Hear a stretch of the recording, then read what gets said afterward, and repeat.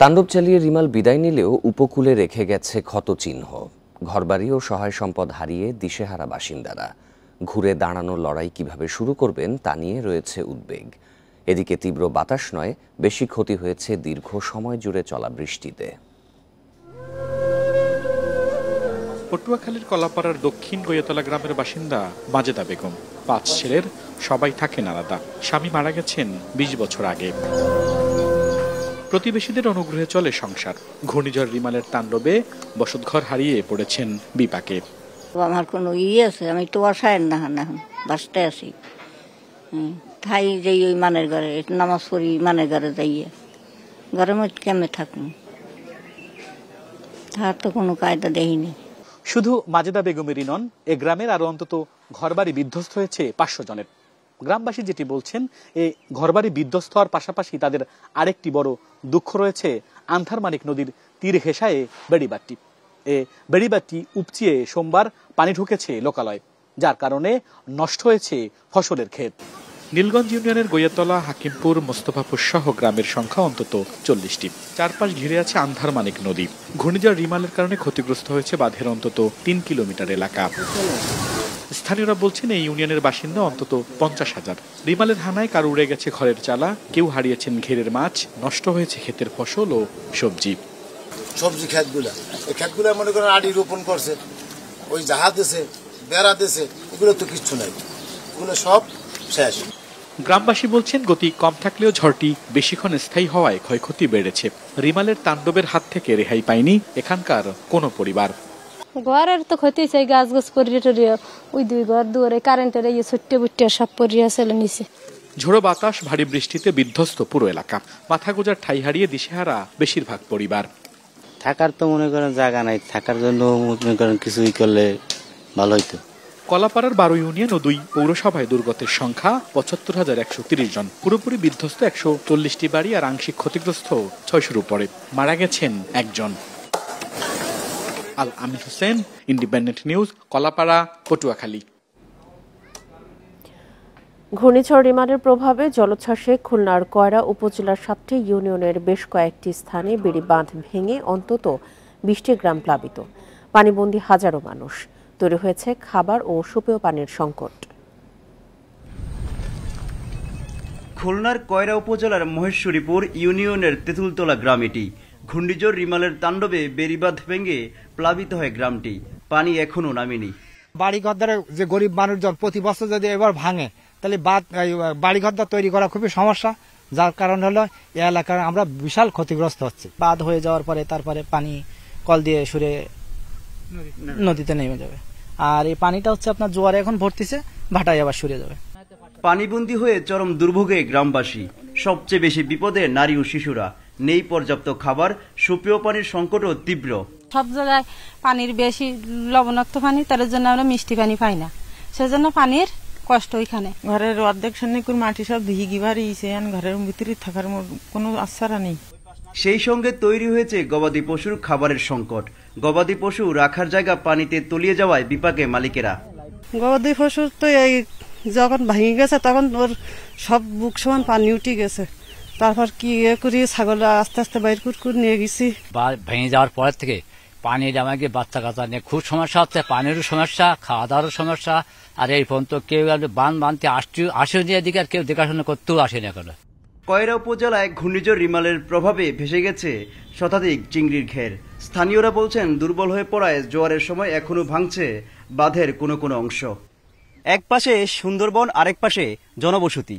ঘূর্ণিঝড় রিমাল আসার পর থেকে এখানকার মানুষ পানিবন্দী। এখানে নেই পানি, রয়েছে খাবারের সংকট। গত 2 থেকে 3 দিন ধরে সরকারের পক্ষ থেকে বা জনপ্রতিনিধির পক্ষ থেকে কেউ আসেননি এখানে দেখাশোনা করতে। মোহাম্মদ ফারুক, ইন্ডিপেন্ডেন্ট নিউজ, কয়রা, খুলনা।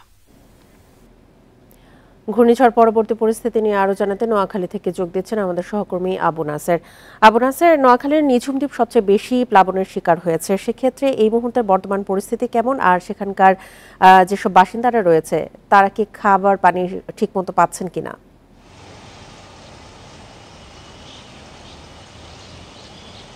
আপনি যথার্থই বলেছেন। নোয়াখালী দ্বীপ উপজেলা হাতিয়া, আবার হাতিয়ার মধ্যে সবচাইতে ঝুঁকিপূর্ণ একটি দ্বীপ হচ্ছে নিঝুম দ্বীপ।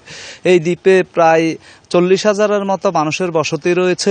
যখনই ঝড় জলোচ্ছ্বাস আঘাত হানে সেখানে বড় ধরনের ক্ষয়ক্ষতি হয়। দ্বীপের কোনো পাশেই কোনো বেড়িবাঁধ নেই। পুরো দ্বীপটি আসলে 3 পাশে মেঘনা এবং এক পাশে বঙ্গোপসাগরের মাঝখানে দ্বীপটি, ফলে বরাবরই ঝড় জলোচ্ছ্বাসে এখানে বড় ধরনের ক্ষতি। এবারের রিমালের আঘাতে পুরো দ্বীপের সবগুলো পথঘাট, সড়ক অর্থাৎ কাঁচা সড়ক, পাকা সড়ক যতগুলো রয়েছে সবগুলো পানির নিচে তলিয়ে গেছে। এবং আমরা গতকাল সর্বশেষ যা জানতে পেরেছি, দ্বীপের এক শিশু ঘূর্ণিঝড় আশ্রয়কেন্দ্র থেকে বাড়ি ফেরার পথে গতকাল সকালে সে রাস্তায় যে গর্ত তৈরি হয়েছে সেখানে পানিতে ডুবে মারা গেছে। এবং পুরো দ্বীপটি এখনো অনেক এলাকা পানির নিচে তলিয়ে আছে এবং পথঘাট সব একেবারে বিচ্ছিন্ন হয়ে যাওয়াতে সেখানে মানুষ এক ধরনের মানবেতর জীবন যাপন করছে। অন্যদিকে হাতিয়া উপজেলার সাথে পুরো বাংলাদেশের এবং জেলা সদরের নৌ যোগাযোগ বিচ্ছিন্ন রয়েছে গত 5 দিন থেকে।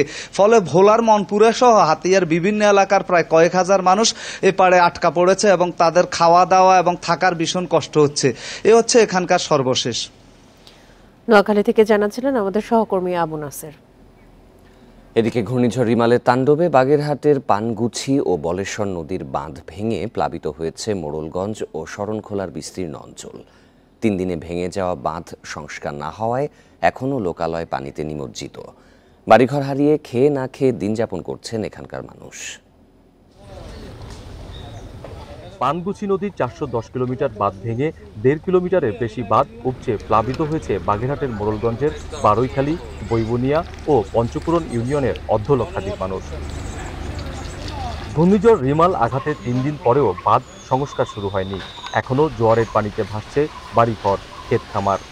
আশ্রয় ও সহায় সম্বল হারিয়ে মানবেতর জীবনযাপন করছেন গ্রামবাসী। 17 বছর ভিতরে কোনো কাজ আমাদের এই এলাকায় হয়নি। আমাদের এই বাঁধ ভেঙে যাওয়ার পরে কোনো জিওব্যাগ বা কোনো পানি উন্নয়নের বোর্ড আসে নাই। আমরা এখন বর্তমানে আছি ঝুঁকিপূর্ণভাবে, কারণ এখানে পানি আসতেছে যাইতেছে। অন্যদিকে শরণখোলার বলেশ্বর নদীর বাঁধ ও রিংবাঁধ ভেঙে প্লাবিত হয়েছে রায়েন্দা ইউনিয়নের রাজুর গ্রাম ও শরণখোলা সদরের বেড়িবাঁধের রিংবাঁধ এলাকা। মাঠ থেকে শুরু করে বাড়িঘর, রাস্তাঘাট প্লাবিত হয়ে পানিবন্দী হয়ে পড়েছেন প্রায় 5,000 মানুষ। এখানে জীবনযাপন এখন দুর্বিষহ। জোয়ারের পানি ঢোকে আমাকে রান্না বাড়া করার কোনো কাজে না। 2-3 দিন পরে তামাইতে অনাহারে। এখন পর্যন্ত এই পানি ওঠে, জোয়ারে উঠতে আছে, তাই ঠিক করার মতো তো কায়দা এখন পর্যন্ত হয় নাই। জেলা প্রশাসন বলছে ক্ষতিগ্রস্তদের দেওয়া হবে সহায়তা। এছাড়া বাঁধ সংস্কারে উদ্যোগ নেওয়া হচ্ছে। অর্থ বরাদ্দ দিয়েছি, চাউল দিয়েছি, শুকনা খাবার দিয়েছি। ঘর বাড়ি অনেক ভেঙে গেছে। এটা আসলে আমরা অ্যাসেসমেন্ট করার পরে ওদের আদার সহযোগিতা লাগে সেটি আমরা করব। যত দ্রুত সম্ভব এই সকল বাঁধের মধ্যে দিয়ে যেন পানি না আসে সেই বিষয়ে আমরা একটা মহাদেশের কথা বলে সেই ব্যবস্থা গ্রহণ করবেন। তবে শরণখোলা ও মোড়লগঞ্জে ক্ষতিগ্রস্ত মানুষের পরিসংখ্যান নেই স্থানীয় প্রশাসনের কাছে। গৃহস্থলীর পানি এখনো নামেনি। 3 দিন ধরে নেই বিদ্যুৎ সংযোগ। এর সাথে শুরু হয়েছে সুপেয় পানির সংকট সহ নানা সমস্যা। অভিজিৎ পাল, ইন্ডিপেন্ডেন্ট নিউজ, শরণখোলা। রাজশাহীতে ঘূর্ণিঝড় রিমালের প্রভাবে ঝোড়ো বাতাস ও ভারী বৃষ্টিতে গাছেই নষ্ট হয়ে যাচ্ছে লিচু। কালচে আকার ধারণ করার পাশাপাশি ফেটে যাচ্ছে সুস্বাদু ফলে। এছাড়া ঝরে পড়ছে ফজলি, লক্ষণভোগ ও আশিনা জাতের আম। এ অবস্থায় পরিপক্ক ফল দ্রুত বাজারজাতের পরামর্শ কৃষি বিভাগের। জ্যৈষ্ঠ শুরুতে রাজশাহীর বাজারে উঠতে শুরু করে দেশি জাতের লিচু।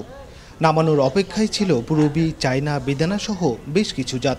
এরই মধ্যে ঘূর্ণিঝড় রিমালের প্রভাবে লণ্ডভণ্ড চাষিদের স্বপ্ন। এবার মুকুল ভালো আসলেও তীব্র তাপপ্রবাহ, এরপর ঘূর্ণিঝড়ের প্রভাবে গাছেই নষ্ট হচ্ছে লিচু। এ অবস্থায় লোকসানের শঙ্কায় রয়েছেন বাগান মালিকরা। গাছে ফল ছিল, কিন্তু বর্তমানে তাপদাহে লিচু একবারে পুড়ে গেছে এবং ঝড়ে অনেক সব পড়ে গেছে। নিচে তো ধরেন যাওয়ার পুড়া বাদ হয়ে গেছে, নিচে ধরেন যাওয়ার করার কিছু না, এগুলো ফেলে দিতে হবে। নিচে 70-80 হাজার টাকা খরচ করছি, সে টাকাটাও আমরা পাবো না এবং যেটা আছে গাছে সেটাও এখন ফেটে চলে যাবে রোদের তাপে। লিচুর পাশাপাশি ঝরে পড়ছে গাছের আম। প্রাকৃতিক দুর্যোগে ক্ষতি এড়ানোর সুযোগ নেই উল্লেখ করে পরিপক্ক ফল দ্রুত বাজারজাতের পরামর্শ কৃষি বিভাগের। এটা আমাদের কৃষকদের কাছে যে পরামর্শ হচ্ছে সেটা হলো যে আপনারা দ্রুত হারভেস্ট করবেন, হারভেস্ট করে বাজারে এটা বাজারজাত করতে হবে, এটা বিক্রি করা, তাছাড়া অন্যভাবে এটা রিকভারি দাগটা কালো দাগ বা রিকভারি করা সম্ভব না।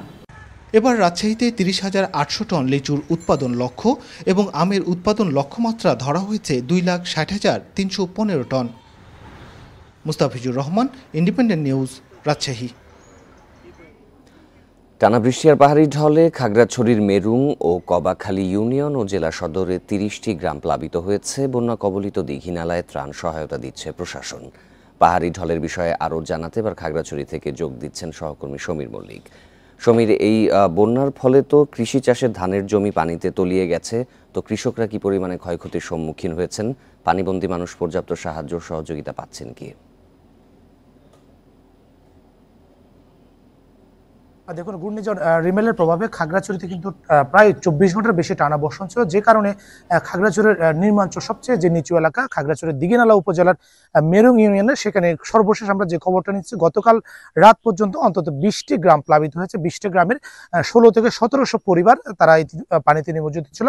এবং একই সাথে খাগড়াছড়ির দিঘিনালা উপজেলার আরেকটি ইউনিয়ন কবাখালী ইউনিয়ন, সেখানে অন্তত কয়েকটি ওয়ার্ডের 5 থেকে 6টি গ্রাম পানিতে তলিয়ে গিয়েছে। এবং তারা যারা আশ্রয়কেন্দ্রে আশ্রয় নিচ্ছে তাদেরকে গতকাল বিকেলে উপজেলা প্রশাসনের পক্ষ থেকে জরুরি যে ত্রাণ সহায়তা দেওয়া হয়েছে।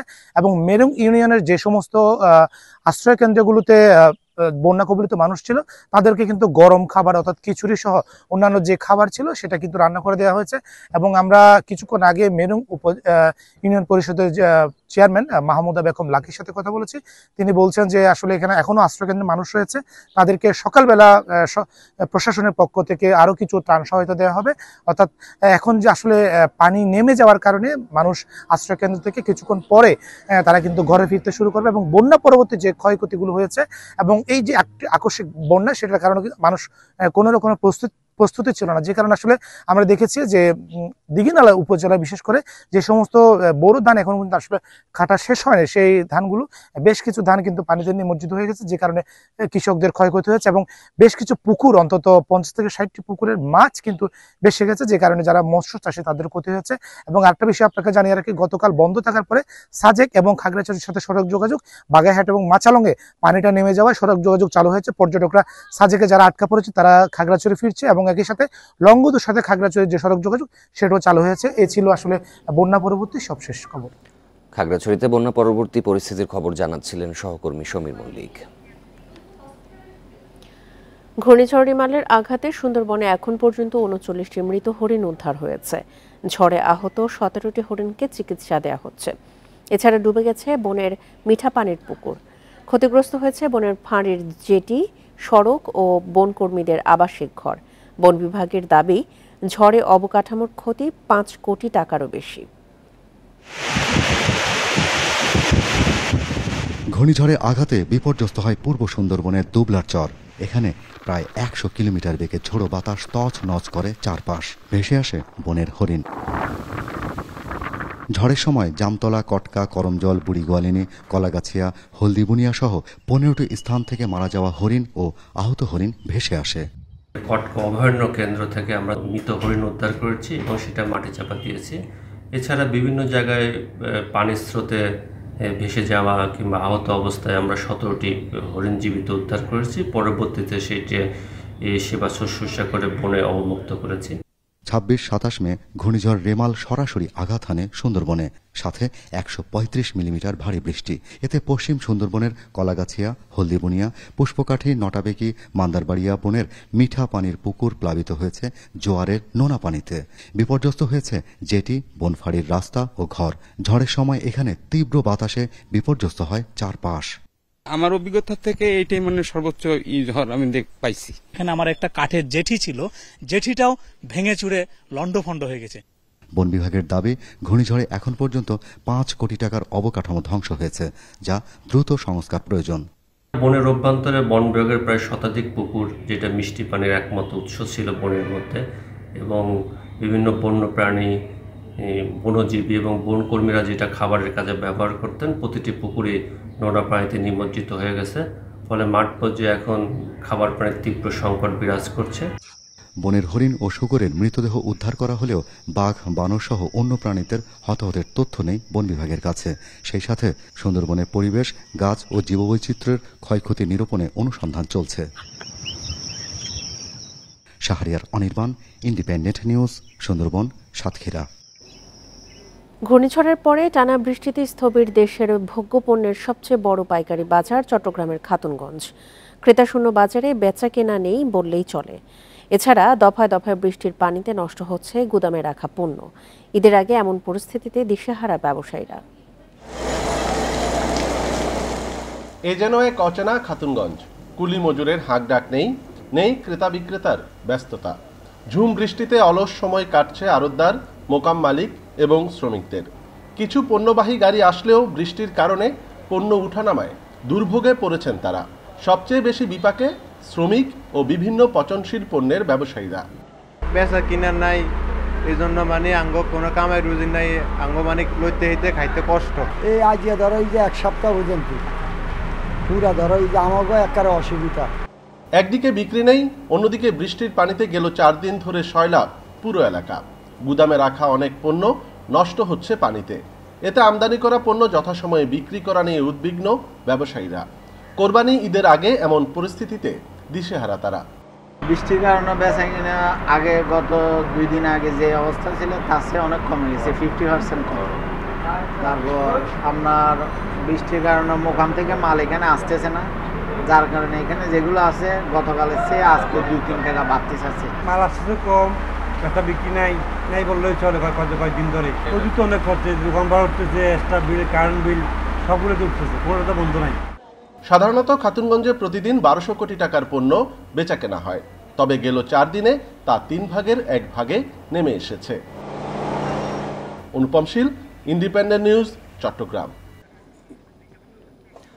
তৃতীয় ধাপে আজ 87 উপজেলায় শুরু হবে ভোটগ্রহণ। সকাল 8টা থেকে একটানা ভোটগ্রহণ চলবে বিকেল 4টা পর্যন্ত। ঘূর্ণিঝড় রিমালের ক্ষয়ক্ষতির কারণে মঙ্গলবার চাঁদপুরের ফরিদগঞ্জ ও কচুয়া এবং নেত্রকোনার খালিয়াজুড়ি উপজেলা নির্বাচন স্থগিত করে নির্বাচন কমিশন। এ নিয়ে মোট 22 উপজেলায় ভোট স্থগিত করল ইসি। ষষ্ঠ উপজেলা ভোটে মোট 495 উপজেলার মধ্যে 485টিতে 4 ধাপে নির্বাচন হচ্ছে এবার। তৃতীয় ধাপে 109টি উপজেলায় নির্বাচনের প্রস্তুতি নেয় ইসি। তবে ঘূর্ণিঝড় রিমালের ক্ষয়ক্ষতির কারণে স্থগিত হয়েছে 22 উপজেলার ভোট। তাই বুধবার ভোট 87 উপজেলায়। তৃতীয় ধাপে ভোটার 2 কোটির ওপর। এর মধ্যে 16টি উপজেলায় ইভিএমে এবং বাকিগুলোতে ব্যালট পেপারে ভোট। ইসি জানিয়েছে এ ধাপে প্রায় 58,000 পুলিশ সদস্য মোতায়েন থাকছে, সাথে থাকছে লক্ষাধিক আনসার সদস্য। এ ধাপে এরই মধ্যে বিভিন্ন পদে 12 জন প্রার্থী বিনা প্রতিদ্বন্দ্বিতায় নির্বাচিত হয়েছেন। আইনশৃঙ্খলা বাহিনী তো আমরা আরও বাড়িয়ে দিয়েছি। ফার্স্ট ফেজ এবং সেকেন্ড ফেজ আসছিল, তার সাথে থার্ড ফেজ আরও বেড়েছে, বিশেষ করে ঝুঁকিপূর্ণ এলাকায়। অতএব সেটা কোনো সমস্যা নাই। এখন আবহাওয়া কেমন হবে না থাকবে তার উপর তো অনেক কিছুই নির্ভর করতে পারে। কারণ ভোটার উপস্থিতি কেমন হবে এই মুহূর্তে আমরা বলতে পারছি না, এটা ভোটের দিনই বোঝা যাবে। কমিশনার আলমগীর জানান 1% ভোট পড়লেও তা গ্রহণ করবে ইসি। ভোটের হার বেশি দেখানোর সুযোগ নেই। কমিশনে যদি 1% ভোট পড়ে তাহলেও কমিশন হ্যাপি। ভোটার যা আসবে তাই। আমাদের কঠোর নির্দেশ যে ভোটার যদি একজন আসে কোনো কেন্দ্রে, একটি ভোটই হবে, 2টা দেখানোর কোনো সুযোগ নেই। আর ভোটার যদি 50 জন আসে 50 জনই দেখাবে। ওখানে কোনো ভোট বাড়ানোর বা কমানোর কোনো সুযোগ নেই। এবং যদি কেউ এই কাজ করে এবং সেটা যদি প্রমাণ হয় তার বিরুদ্ধে আমরা কঠিন ব্যবস্থা নিই। প্রথম ধাপে 139 উপজেলায় ভোট হয় 8 মে। এসব উপজেলায় ভোটের হার ছিল প্রায় 36%। 21 মে দ্বিতীয় ধাপে ভোট পড়ে 38 ভাগ। চতুর্থ ধাপে ভোট গ্রহণ 5 June. Mahmudul Hasan, independent news, Dhaka. তৃতীয় ধাপের উপজেলা নির্বাচন নিয়ে আরও জানাতে এবার ময়মনসিংহ থেকে যোগ দেবেন সহকর্মী আবু সালে মুসা।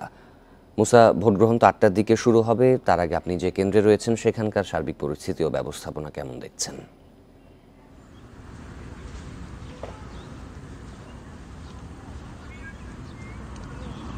আমি এই মুহূর্তে কিন্তু ময়মনসিংহের ত্রিশাল উপজেলার কাজির শিমলা কেন্দ্রে কিন্তু রয়েছে।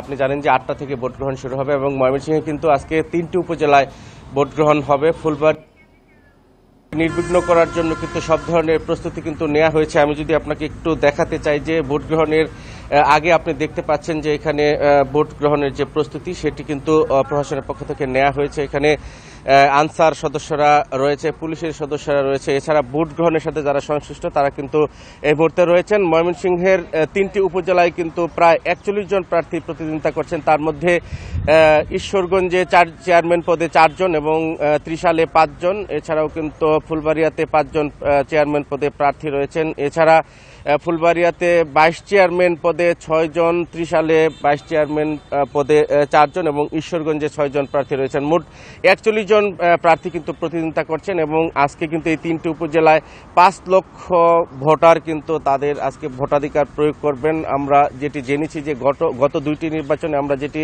দেখেছি যে ভোটার উপস্থিতি কিন্তু অনেকটাই কম ছিল এবং সেই কারণে প্রার্থীরা যেটি আমরা দেখেছি প্রার্থীদের মধ্যে এক ধরনের প্রস্তুতি, তারা কিন্তু রিক্সা, টমটম এগুলি ভাড়া করেছেন যা ভোটারদেরকে কেন্দ্রে নিয়ে আসার জন্য। তারা যেটি বলছেন যে আসলে এই নির্বাচনে 3য় ধাপের নির্বাচনে ভোটার উপস্থিতি কিছুটা হলেও বাড়বে। আজকে আবহাওয়া কিন্তু মোটামুটি ভালো রয়েছে এখানে, যদিও এখন পর্যন্ত যেটি দেখেছি যে আকাশ কিন্তু গুমুট হয়ে আছে, তারপরও সারাদিন আবহাওয়া ভালো থাকার আভাস কিন্তু পাওয়া যাচ্ছে। সেই ক্ষেত্রে ভোটার উপস্থিতি এবার তারা বাড়ানোর যে প্রস্তুতি সেটি নিয়েছেন। গত নির্বাচনে আমরা যেটি দেখেছি যে 30%-এর কাছাকাছি কিন্তু ভোটার উপস্থিতি হয়েছে এবং এই আজকের যে নির্বাচন 3টি উপজেলায়, সেই নির্বাচনের মধ্যে কিন্তু 2টি উপজেলায় আওয়ামী লীগের প্রার্থী এবং ত্রিশাল উপজেলায় কিন্তু 2 জন বিএনপি দলীয় প্রার্থী কিন্তু প্রতিদ্বন্দ্বিতা করছেন এবং যার কারণে কিন্তু ত্রিশাল উপজেলায় একটি প্রতিদ্বন্দ্বিতাপূর্ণ নির্বাচন হওয়ার আভাস কিন্তু আমরা পেয়েছি এবং আমরা এই 5 জন প্রার্থীর মধ্যে যে 3 জন প্রার্থীর মধ্যে মূল প্রতিদ্বন্দ্বিতা হয়ে উঠবে তার মধ্যে কিন্তু বিএনপি দলীয় 2 জন প্রার্থী রয়েছেন এবং যার কারণে ত্রিশাল উপজেলায় এবারে কিন্তু ভোটার উপস্থিতি অনেকটাই বাড়বে বলে মনে করা হচ্ছে। এখন বেলা 8টা বাজে ভোট গ্রহণ শুরু হবে। এই মুহূর্তে আমি যে কেন্দ্রটিতে রয়েছি এখনো কিন্তু ভোটাররা কিন্তু কেন্দ্রে এসে উপস্থিত হয়নি, তবে কেন্দ্রের বাইরে আমরা ভোট গ্রহণের যে প্রস্তুতি, ভোটারদের যে প্রার্থীদের যে লোকজন রয়েছে তাদেরকে আমরা দেখেছি যে তারা কিন্তু ভোটারদেরকে যে সিরিয়াল দেওয়ার যে প্রস্তুতি সেটি কিন্তু তারা নিয়েছেন এবং সেখানে কেন্দ্রের বাইরে আমরা ভিড় দেখেছি এবং 8টা বাজার সাথে সাথে কিন্তু কেন্দ্রগুলোতে ভোট গ্রহণ শুরু হয়ে যাবে এবং নির্বিঘ্নে ভোট গ্রহণ করার জন্য সকল ধরনের প্রস্তুতি প্রশাসনের রয়েছে এবং প্রশাসনের পক্ষ থেকে যেটি বলা হয়েছে যে আসলে নির্বাচনকে নির্বিঘ্ন করতে যেই সিচুয়েশন তৈরি করা দরকার তারা কিন্তু সেটি করে রেখেছেন এবং যে কোনো ধরনের গোলযোগ এড়ানোর জন্য তাদের প্রস্তুতি রয়েছে বলে আমাদেরকে জানিয়েছেন। 3য় ধাপের উপজেলা নির্বাচনে ভোট গ্রহণের খবর ময়মনসিংহ থেকে জানাচ্ছিলেন সহকর্মী আবু সালে মুসা। কলকাতার নিউ টাউনের সঞ্জীবা গার্ডেনের 56 নম্বর ভবনের সেপটিক ট্যাঙ্ক থেকে মঙ্গলবার কিছু মাংস উদ্ধার করেছে ভারতের সিআইডি ও বাংলাদেশের ডিবি পুলিশ, যেগুলো ঝিনাইদহ 4 আসনের সংসদ সদস্য আনোয়ারুল আজিমের মরদেহের খণ্ডিত অংশ বলে ধারণা করছে পুলিশ, যা নিশ্চিত হওয়া যাবে ডিএনএ পরীক্ষার পরই। ঝিনাইদহ 4 আসনের সংসদ সদস্য আনোয়ারুল আজিম আনার গত 12 মে ভারতে যান চিকিৎসার কথা বলে। 13 মে থেকেই তিনি নিখোঁজ। এরপর 22 মে খবর আসে কলকাতার নিউ টাউনের সঞ্জীবা গার্ডেনের একটি ফ্ল্যাটে খুন হন তিনি। ঘটনার পর নড়েচড়ে বসে কলকাতা ও ঢাকার গোয়েন্দা পুলিশ। যৌথ অভিযানে নামে 2 দেশের পুলিশ। অবশেষে নিখোঁজের 15 দিন পর ঘটনাস্থল সঞ্জীবা গার্ডেনের সেপটিক ট্যাঙ্ক থেকে উদ্ধার হলো কিছু মাংস। পুলিশের ধারণা এগুলো এমপি আজিমের মরদেহের অংশবিশেষ। প্রত্যক্ষদর্শী ও আবাসনের পরিচ্ছন্নতা কর্মী সিদ্ধেশ্বর মণ্ডল জানান, উদ্ধার করা মাংসগুলোর ওজন প্রায় 4 কেজি। ছোট ছোট পিস করে মানে প্যানের মধ্যে দিয়ে মানে ফ্ল্যাশ করিয়ে দিয়েছে ফ্ল্যাশ করে মানে সেই মাংসটা ফ্ল্যাশ থেকে পাইপের মধ্যে দিয়ে মানে ম্যানুয়ালে সেফটি ট্যাঙ্কে গিয়ে জমা হয়। এর আগে মঙ্গলবার সকালে সঞ্জীবা গার্ডেনের সেপটিক ট্যাঙ্কে অভিযান চালানোর কথা জানান ডিবি প্রধান হারুনুর রশিদ। তাদেরকে রিকোয়েস্ট করার পরে তারা কিন্তু সেখানে এই সেফটি ট্যাঙ্কি সুয়ারেজ লাইনে তারা ফ্লাশ করে সেফটি ট্যাঙ্কি থেকে তারা মানে সেখান থেকে বেশ কিছু মাংসের টুকরা তারা কিন্তু উদ্ধার করেছে এবং সাথে সাথে এই মাংসের টুকরাগুলি কিন্তু ফরেন্সিকের জন্য কিন্তু রাখা আছে। এমপি আজিম হত্যার রহস্য উদ্ঘাটনে বাংলাদেশ ও ভারতে গ্রেপ্তার মোট 4 জনকে জিজ্ঞাসাবাদ করেছে দুই দেশের পুলিশ। তাদের দেয়া তথ্যে মরদেহ উদ্ধার অভিযানে নামে কলকাতার সিআইডি ও বাংলাদেশের DB police. Nahid Kamal, independent news, Dhaka. পুলিশের সাবেক মহাপরিদর্শক আইজিপি বেনজির আহমেদকে 6 জুন জিজ্ঞাসাবাদের জন্য তলব করেছে দুর্নীতি দমন কমিশন দুদক। এছাড়া 9 জুন তার স্ত্রী ও মেয়েকে তলব করেছে সংস্থাটি। এর আগে সাবেক আইজিপি বেনজির আহমেদ তার স্ত্রী ও মেয়ের নামে থাকা স্থাবর সম্পদ জব্দ করার আদেশ দেয় আদালত। একই সঙ্গে তাঁদের ব্যাংক হিসাব আটক করারও আদেশ দেয়া হয়। ঢাকা মহানগর আদালতে সিনিয়র স্পেশাল জজ মোহাম্মদ শামস জগলুল হোসেন মঙ্গলবার এই আদেশ দেন। গত 22 এপ্রিল সংবাদ সম্মেলনে দুদকের সচিব খোরশেদা ইয়াসমিন জানান, বেনজির আহমেদের বিরুদ্ধে অবৈধ সম্পদ অর্জনের অভিযোগের বিষয়ে অনুসন্ধান শুরু হয়েছে। এরপর 23 এপ্রিল হাইকোর্ট এক আদেশে বেনজির আহমেদের বিরুদ্ধে আয় বহির্ভূত সম্পদ অর্জনের অভিযোগ অনুসন্ধানের অগ্রগতির বিষয়টি হলফনামা আকারে 2 মাস পর জানাতে দুদককে নির্দেশ দেন। বেনজির আহমেদ 2020 সালের 15 এপ্রিল থেকে 2022 সালের 30 সেপ্টেম্বর পর্যন্ত পুলিশের আইজিপি ছিলেন।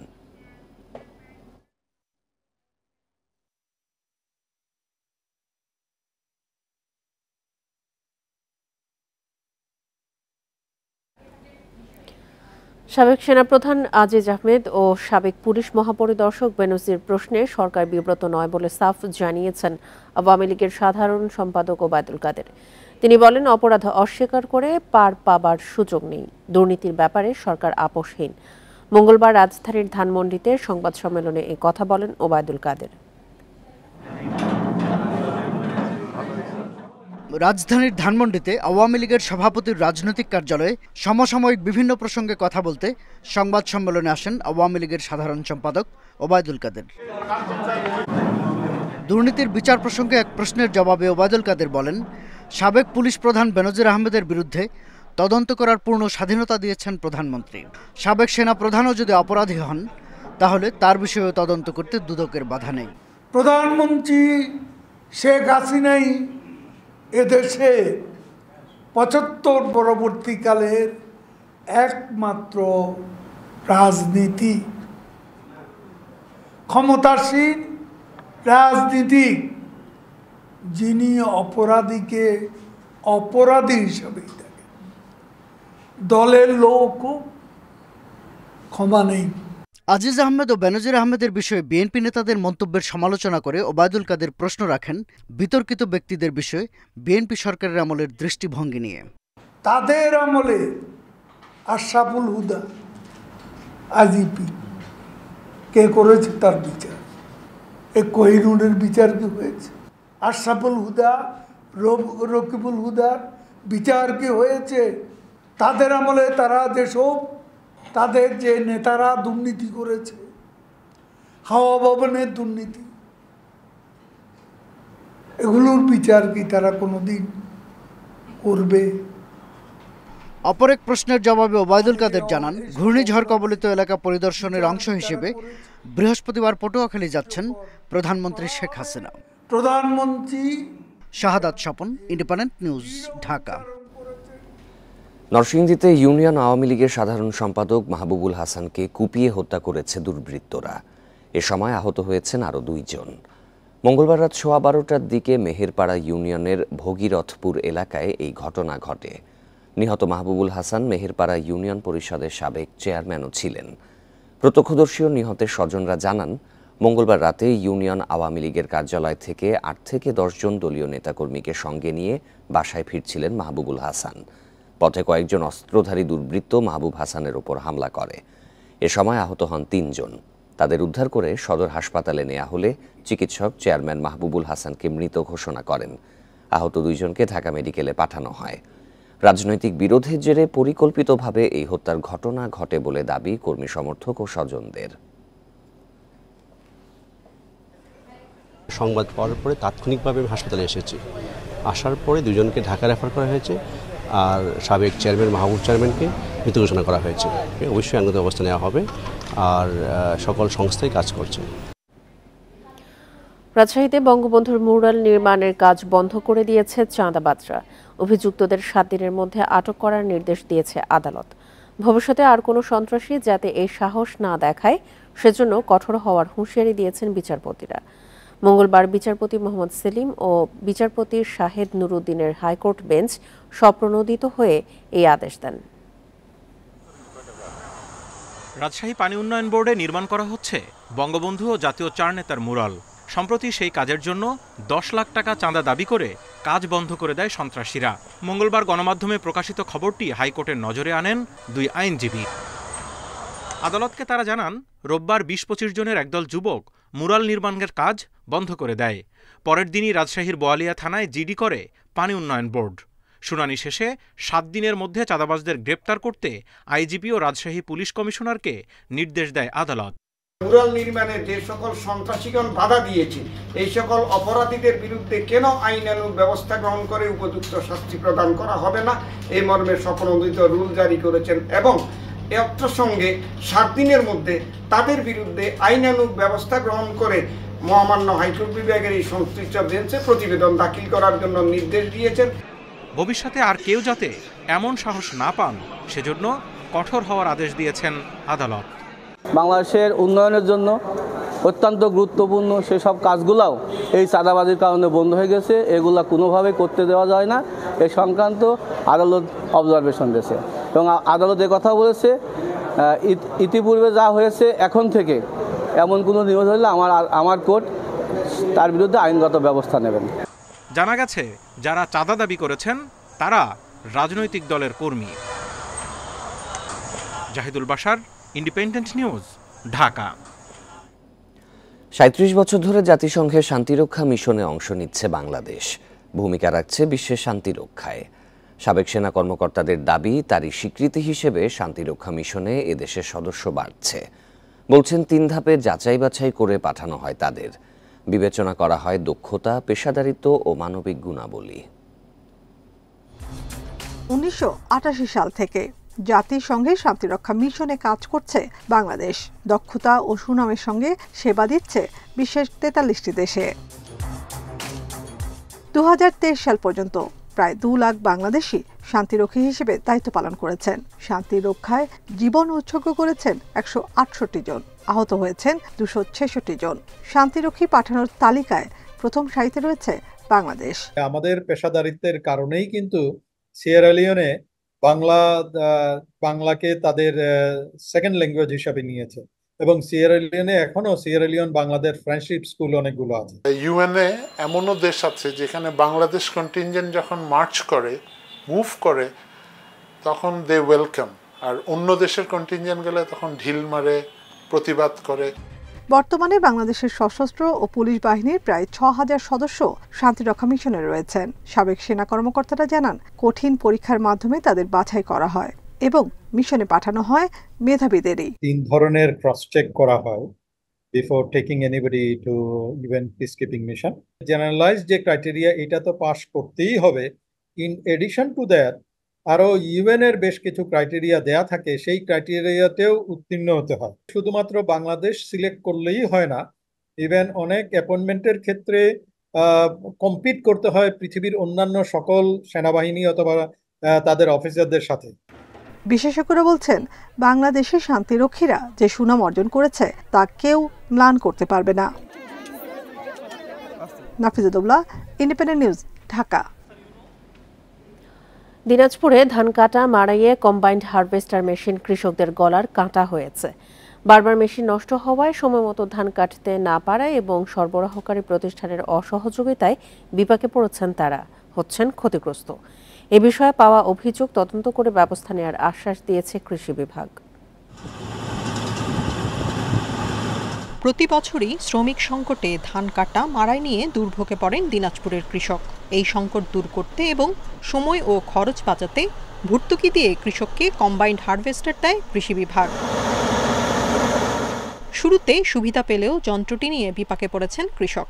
16 থেকে 17 লাখ টাকায় কেনা এসব যন্ত্র বারবার নষ্ট হলেও কোনো সেবা দিচ্ছে না কোম্পানি, বরং কৃষকদের বেশি দামে যন্ত্রাংশ কিনতে বাধ্য করার পাশাপাশি কিস্তির টাকা নিয়েও করা হচ্ছে হয়রানি।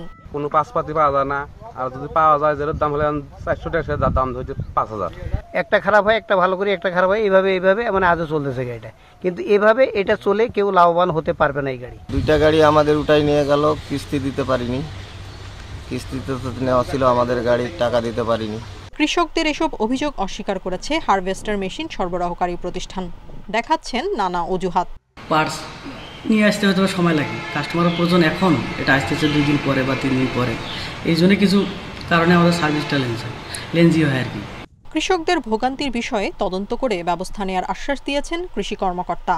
উপজেলা প্রশাসনের সহযোগিতায় আমরা কোম্পানির সাথে এবং কৃষকের সাথে আলোচনা সাপেক্ষে এটির যথাযথ ব্যবস্থা গ্রহণ করব এবং আশা করি সমস্যাটির দ্রুত সমাধান হবে।